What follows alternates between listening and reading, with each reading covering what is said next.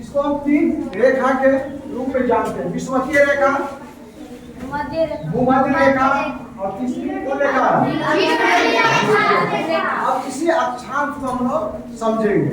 Main हमारा topic है अक्षांश और देशांश किसको कहते हैं। तो यहाँ पृथ्वी पर कोई भी जैसे एक पॉइंट को ले लेते हैं, ठीक है ना, और विषुवतीय रेखा पर बनने वाले कोई हम लोग क्या बोलते हैं? अक्षांश करते हैं, जिसको हम लोग डिग्री में व्यक्त करते हैं। यानी पृथ्वी के किसी हिस्सा का कोई बिंदु जहां से विषुवतीय रेखा पर जो कोण बनता है, इसी को हम लोग बोलते हैं अक्षांश, जिसको हम लोग डिग्री में व्यक्त करते हैं। और यह रेखा यदि पूरब से पश्चिम की तरफ खींची जाती है, यानी ये चारों तरफ खींची जाती है ना जी। हमारी पृथ्वी कैसे है? गोल है, तो ये रेखा उसके पीछे होके भी खींची जाती है। मतलब कहने का ये मतलब है, जो हमारा विषुवतीय रेखा है, ये विषुवतीय रेखा है ना, ये चारों तरफ खींची गई है, ऐसे ऐसे ऐसे खींची गई है जी। तो इसको ये नहीं समझना कि सिर्फ सीधे खींची है, इसके पीछे भी इसको हम लोग खींचे हुए। तो इसको हम लोग क्या कहते हैं? 0 डिग्री अक्षांश रेखा है ना, बीचों बीच में खींची गई है, इसको हम लोग क्या बोलेंगे? 0 डिग्री अक्षांश रेखा। और ये क्या हो गया? यहाँ पर जो हम खींचे हैं रेखा, मान के चलो कि ये 30 डिग्री पर 30 डिग्री का कोण बन रहा है, तो इसको हम लोग बोलेंगे 30 डिग्री अक्षांशीय रेखा। तो ये रेखा जो होती है वो क्या होता है? जैसे हम लोग लड्डू देख रहे हैं, लड्डू कैसे उस पे लगा रहता है, रस्सी चारों तरफ लगा रहता है ना जी लड्डू पे। तो उसी तरह से समझ लो कि इस पृथ्वी पर ऐसे करके रेखा खींची जाती है, ऐसे करके रेखा खींची जाती है। तो पहली रेखा जो खींची गई वह 0 डिग्री अक्षांश पर या 0 डिग्री का अक्षांश पर खींची गई, और 1 डिग्री पर या 1 डिग्री हुआ या 2 डिग्री हुआ, इस तरह से यहाँ तक आते आते हमको 90 डिग्री तक हम लोग रेखा खींचते हैं, ऐसे ऐसे, है ना। इसको मान के चलो जो विषुवतीय रेखा और हमारी उत्तरी ध्रुव जो है, उसके बीच में कितनी रेखाएं खींची जाती है? 90, है ना। और ये रेखाएं जो है तो क्या होता है? एक वृत्त के समान होता है, नहीं जी। अक्षांश रेखा कैसे होता है?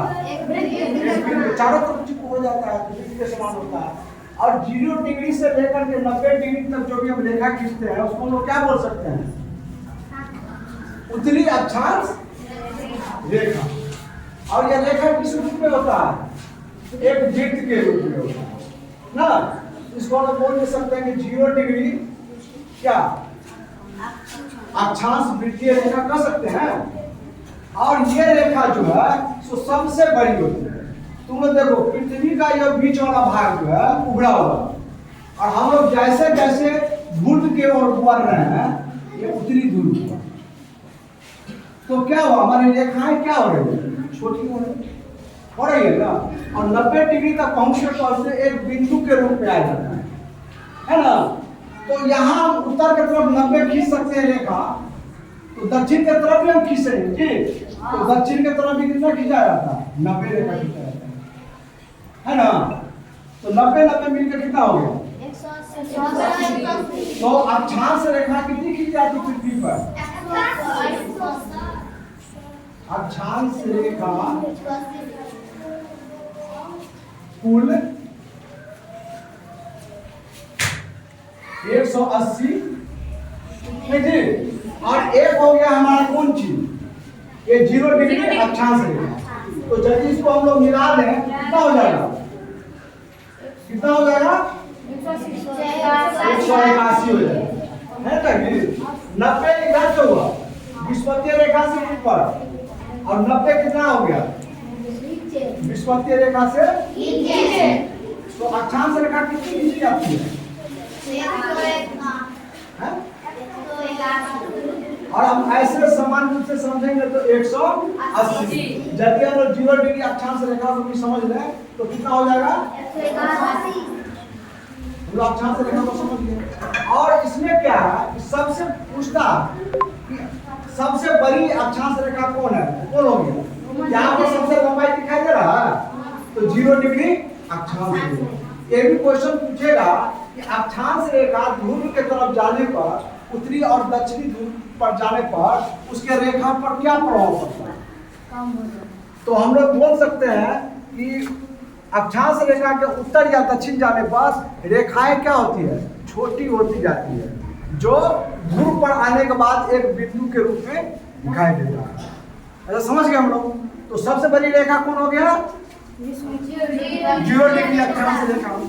और सबसे छोटी रेखा 90 डिग्री। 90 डिग्री की जो रेखा है सबसे क्या हो गया? छोटी अक्षांश रेखा हो गया। और यदि हम लोग यहाँ पर भी देखेंगे, दक्षिण ध्रुव की तरफ देखेंगे, तो सबसे छोटी रेखा 90 डिग्री का हो गया दक्षिणी ध्रुव पर, है ना? तो कुल मिला के पूछेगा हम लोग को जो कुल कितने अक्षांश रेखाएं हैं, तो बोलेंगे 180। क्या बोलेंगे? 180। यदि मान लो एक रेखा जो है इसको भी हम ऐड कर लें, इसको 0 डिग्री अक्षांश रेखा को ऐड कर लें, तो कितना हो जाएगा? 181। नहीं जी, इसको भी ऐड कर लेंगे तो कितना हो जाएगा? तो हम लोग को ऑप्शन देखना होगा। जो 180 है तो 180 मानेंगे, कहीं कहीं 181 भी दे देता है, तो हम लोग क्या मानेंगे? और समझने वाली बात क्या है, कहीं कहीं क्या करता है, ये 0 डिग्री का जो अक्षांश रेखा हो गया 90 डिग्री वाला, और ये 90 डिग्री का जो होगा दक्षिणी ध्रुव पर, इसको मानता ही नहीं रेखा, उसको एक बिंदु के रूप में लोग मानता है, तो उसको हम 2 घटा देंगे, है ना जी? तो 181 में तो चला गया, कितना होगा? 180। तो ऑप्शन ये भी रहता है। कुछ लोग इसको बिंदु के रूप में देखता है, ये दोनों रेखा को, तो ये 2 घट जाएगा, 180। और 181 कब होगा? जब इस 0 डिग्री को भी हम लोग काउंट कर लेंगे, तो कितना हो जाएगा? 180। और ऐसे सामान्य रूप से हम लोग क्या जानते हैं, टोटल अक्षांश रेखाएं कितनी होती है? 180। तो 3 कंडीशन बन गया। और हम लोग जानते हैं कि आप देशांतर रेखा के बारे में, तो देशांतर रेखा जो होती है वो ये जो हमारा क्या है, उत्तरी ध्रुव और दक्षिणी ध्रुव को मिलाने वाली रेखा क्या है? काल्पनिक रेखा है। इसको हम लोग क्या बोलते हैं? इसको हम लोग क्या बोलते हैं? अक्ष। अक्ष है ना? और अक्ष के समांतर यानी उत्तर से दक्षिण तरफ खींची जाने वाली काल्पनिक रेखा को हम लोग क्या बोलते हैं? देशांतर रेखा। यानी देशांतर रेखा ऐसे खींची जाती है जी।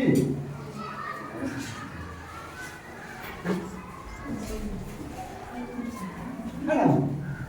ये हम लोग को क्या हुआ? क्षैतिज रेखा खींचे हम कौन चीज? अक्षांश रेखा। और ये क्या है?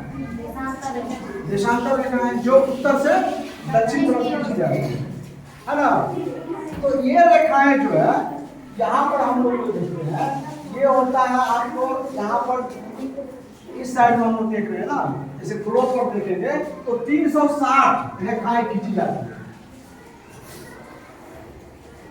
देशांतर रेखा जैसे किया हुआ यहाँ से यहाँ 1 रेखा हुआ, ऐसे 2 रेखा हुआ, यानी ये जो हम लोग को बीचों बीच एक रेखा दिए हुए हैं, ये जो खींचे हुए हैं, इसको हम लोग बोलते हैं कि 0 डिग्री।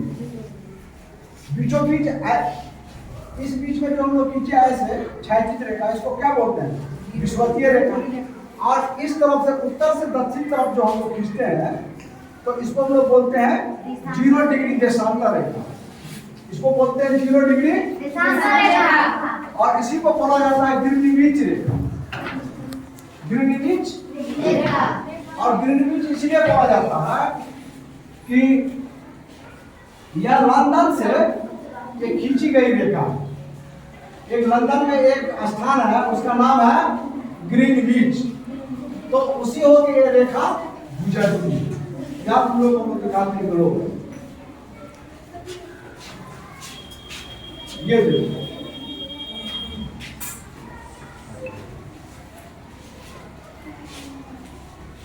यहां से खींची गई है रेखा, हो?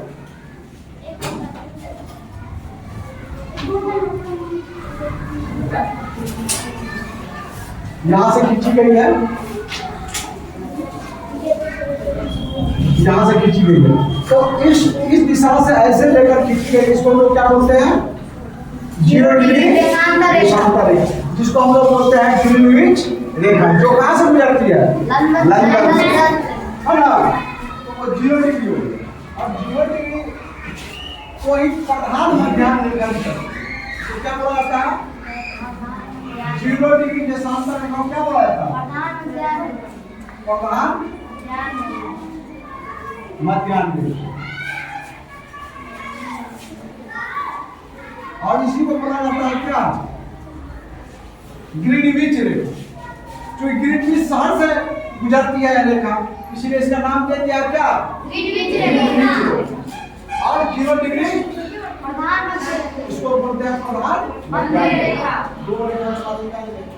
और इसी के आधा उस साइड में जो होता है, वो इस रेखा का जो काम है ना, इसका काम है कि हम लोग जो टाइमिंग को देखते हैं, इसी रेखा के बराबर देशांतर रेखा है।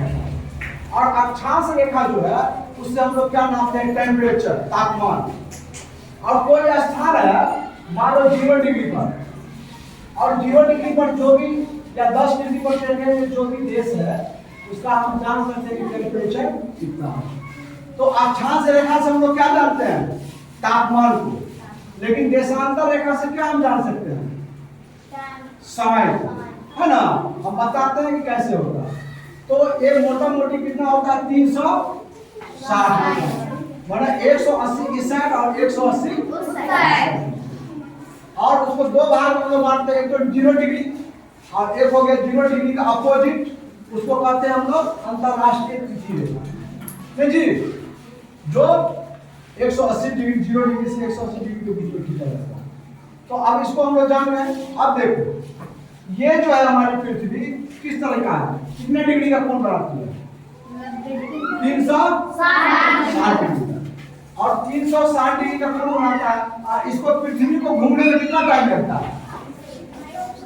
घूर्णन गति एक चक्कर लगाने में 24 घंटा, जी ना? तो 24 गुने इसको मिनट में बदल देंगे तो 60। और कोण कितना बनाता है? 360। इसको हम लोग काटेंगे, 6 6 36 6 4 24, यानी 4 मिनट। एक देशांतर रेखा पार करने में कितना समय लगता है? 4 मिनट। अब देखो टाइम का गणना कैसे होता है। हम इसको मान लेते हैं ग्रीनविच जो रेखा है, इसको हम मान लेते हैं कि आपको 12 बज रहा है। कितना बज रहा है? 12। तो यहां से 5 डिग्री पूरब देशांतर रेखा पर कितना बजेगा? तो 5 गुने 4, 5 डिग्री देशांतर रेखा, यानी 5 रेखा की दूरी है यहाँ से यहाँ के बीच में। तो 5 काउंट हुआ, एक रेखा पार करने में 4 मिनट, तो 5 रेखा पार करने में कितना लग जाएगा? 20 मिनट। तो यहाँ कितनी 12 बज रहा है, यहाँ कितना बजेगा? 12:20 मिनट। 12:20 नहीं हो गए जी? तो इस तरह से हम लोग टाइम को निर्धारित करते हैं। तो पूरब के दिशा में जाएंगे तो क्या होगा? समय क्या होगा? जुड़ जाएगा। समय क्या होगा? पूरब की दिशा में जाएगा तो क्या होगा? और पश्चिम की दिशा में जाएगा तो समय घट जाएगा। अब यही पर देखो, और 5 डिग्री तुमको बोल देगा कि पश्चिम में, 5 डिग्री पश्चिम में देशांतर रेखा पर कितना बजेगा, जबकि ग्रीनविच में 12 बजेगा, तो कितना बजेगा? यानी 5 चौका 20 मिनट घट जाए, तो 12 बज रहा है ग्रीनविच पर, तो 20 मिनट घटा दो तो 11:40, क्योंकि पश्चिम दिशा में घटेगा और पूरब दिशा में क्या हो जाएगा? बढ़ेगा। पूरा ये ध्यान रखना, पूरब दिशा में क्या होगा और पश्चिम दिशा में बढ़ेगा। और इसी के अपोजिट जो है उसको बोलते हैं अंतरराष्ट्रीय तिथि रेखा। तो वहां पर क्या होता है कि पूरब दिशा में एक दिन बढ़ जाता है, कितना बढ़ जाता है? एक दिन। और पश्चिम दिशा में आने में क्या होता है?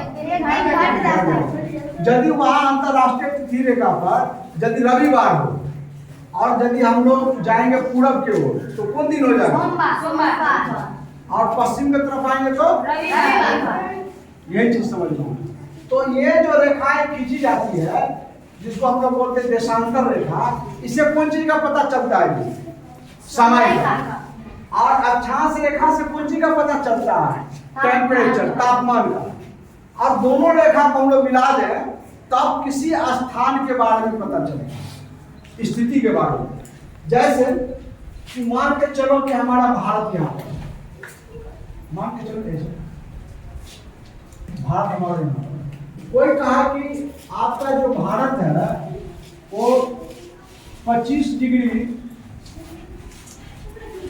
पूर्वी अक्षांश पर और 30 डिग्री, कहने का मतलब 30 डिग्री क्या है? देशांतर रेखा पर अवस्थित है। कोई शहर मान के चलो गुवाहाटी, तो गुवाहाटी का स्थिति हम लोग इससे पता चलेंगे कि 25 डिग्री पर देखेंगे गुवाहाटी यहाँ है, और इसको 30 डिग्री पर कहाँ काट रहा है? यहाँ काट रहा है, मान के चलो ये दोनों रेखा जहाँ कट गया वही हो गया गुवाहाटी, नहीं हो गया जी। तो इसी देख करके हमारा जो वायुयान चलता है, जैसे कि हेलीकॉप्टर हुआ या वायुयान हुआ, तो ये अक्षांश और देशांतर रेखा को देख के ही वो चलता है। हमारा स्कूल यहाँ अवस्थित है तो वह भी होगा कि कितना अक्षांश और कितना देशांतर है, तो एग्जैक्ट यहाँ का लोकेशन उनको प्राप्त होगा। तो इसीलिए अक्षांश और देशांतर रेखा को हम लोग पढ़ते हैं, ठीक है। तो हम लोग पुनः एक बार रिवीजन कर लेते हैं कि यह देशांतर रेखा कितनी खींची जाती है? 360। और अक्षांश रेखा कितनी खींची जाती है? 180 रेखा। और देशांतर रेखा कहाँ से कहाँ खींची जाती है? उत्तर से दक्षिण की ओर। और अक्षांश रेखा किधर से किधर खींची जाती है? अक्षांश रेखा है वृत्तीय होता है, चारों तरफ होता है, और ये देशांतर रेखा क्या होती है? अर्धवृत्तीय होता है। आधा ही हुआ ना यहाँ से, इसको क्या बोलेंगे? देशांतर रेखा अर्धवृत्तीय होता है, और अक्षांश रेखा क्या होती है? वृत्तीय। तो हम लोग इस पर डिफरेंस को समझ गए। तो आज का सेशन यही समाप्त करते हैं, और नेक्स्ट भी हम लोग दूसरा टॉपिक पर चर्चा करेंगे। जय हिंद बच्चों।